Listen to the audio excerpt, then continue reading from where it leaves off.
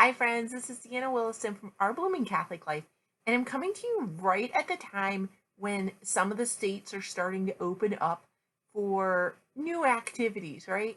And we're kind of getting ready to re enter the world. Mm, are we ready to re enter the world? We've been in like this extended period of Lent. And even though Easter has come and gone, it hasn't entirely felt like Easter because we never did get to church. We never really got that Alleluia moment where we all felt saved, right? Because the coronavirus is still around, still threatening people. And even though some states are relaxing restrictions and you're allowed to go out a little bit more, some churches are reopening for private prayer, that sort of thing. But a lot of us, we never had that great moment, right? That great epiphany, if you will, of Easter where we got out and really celebrated the resurrection of the Lord. We didn't have that moment. So a lot of churches may be opening around Pentecost and people are thinking that's gonna be it for us, right? That's gonna be that great, we're finally gonna have that release. But for now we're kind of still, even though Easter is come and gone and it's Easter season, we still feel a little lenty, right? We're still restricting what we can eat. Not everybody can find everything that they need in the store. You've given up some extras, right? Maybe that you can't find.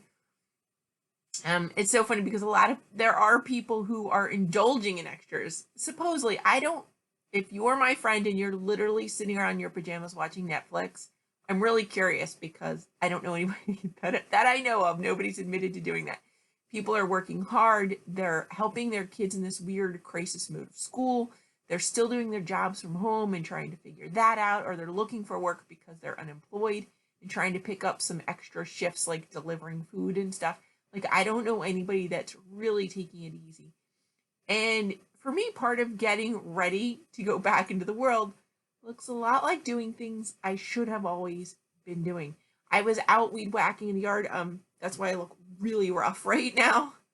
So I was out weed whacking. I don't know if you've seen that old video. I have that little 3-pound weed whacker. So it makes it so that I can get out there and contribute in that way. So I'm out there and like, when did those weeds get to that tall? Like, it's all this rain has really been letting them get there. And I kind of feel like it's like this time.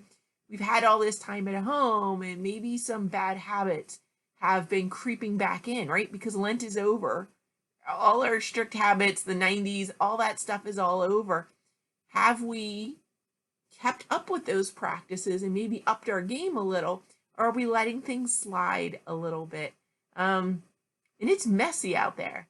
Like, I'm out there weed whacking. I was covered head to toe. I had to shake off before I even got in the house, so you didn't see the full roughness of it. And I mean, I was covered in it. It wasn't easy work. It wasn't fun work. Like, it was awful. And I kind of feel like this Lent started out strong, right? So many people were doing the 90s. This was going to be our Lent. We're going to come out completely transformed. And then we had this extended period. It's like, whoa. So people added on to Lent by doing the 90s and then got even longer, right? And it's hard to keep up some of these practices. I'm impressed that each time I do a 90, I may not keep a habit right away, but it seems to creep back in, like I miss it. And it comes back in. Now, new things of course crop up, and it's that way always. Even with confession, you go in, like you're doing your nightly examen, and you think you're doing pretty good, and then you do like a once a week or a once a month bigger examination of conscience, or you pray right before you go in confession. You're like, whoa, where did that one come from? Because you're probably not breaking the 10 commandments, but there's probably something that you didn't notice, some sneaky little bad habit that snuck in, or a little bit of laziness, and you're missing, like, you stopped saying your morning offering or something. Maybe you're doing the rosary and stuff, but you missed that morning offering. Just something small, a prayer that you used to do before and after meals, you've kind of slipped up because maybe you're not eating at the table right now because that's covered in schoolwork. And so you didn't even realize that you weren't saying prayer before meals. And by doing a nightly examen and then a once a week, every other week, whatever, examination of conscience to go a little deeper into those, you're exposing those things. And so I hope you're still doing those practices because we have a lot of us have not been able to get into confession in a while.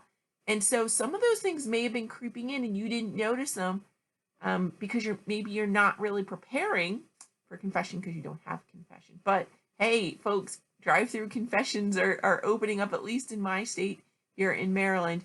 They're getting ready to open them, and so we've got to get ready again. And you look around and, yeah, where'd this come from? Where'd that come from? Have I gotten lazy? Like, my husband's home so much, he's taken over doing the dishes.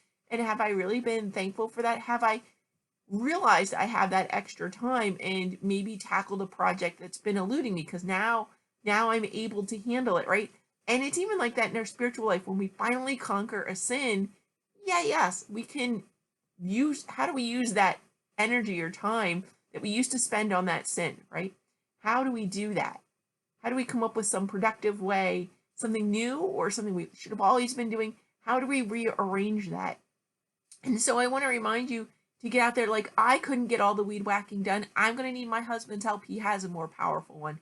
So the more bush-like things over there that creeped over our fence from the woods, he's going to have to tackle those. There's some thorns. We have those multiflora rose. The thorns are upside down. They're particularly nasty.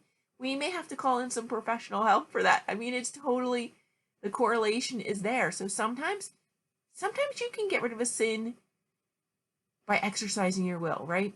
Sometimes you're going to have to call on all the powers of heaven, and you may need help from people in your family. Like, hey, if you see me do this, stop that. Like, if you see me sitting there and I'm doing more than one show in a row on Netflix, you're like, hey, mom, right?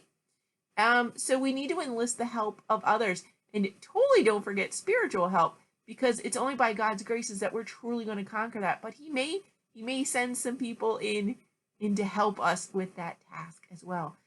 Even when I'm all done and I think I'm good, right? I've done it. I've got to go recharge my battery. So I may need to go to like adoration, even if it's a virtual adoration. So when I'm done, I need to recharge my battery. I need to check my string, my spiritual weapon, which could be daily reading, Lexio, whatever that is, that spiritual weapon you're using, probably the rosary. And then when it's all said and done, when I'm washed clean, I've taken my shower and all. I guess before that, I always need help taking my boots off. I don't know if other people are like that. I can't get my cowgirl boots off, which I'm wearing because I'm wearing a skirt while I'm weed whacking. So I have to get my husband absolutely to help me with that. And then I can go take my shower and get clean and hopefully stay clean, right? So it's a lot like confession, weed whacking, confession. Just the thoughts for the day.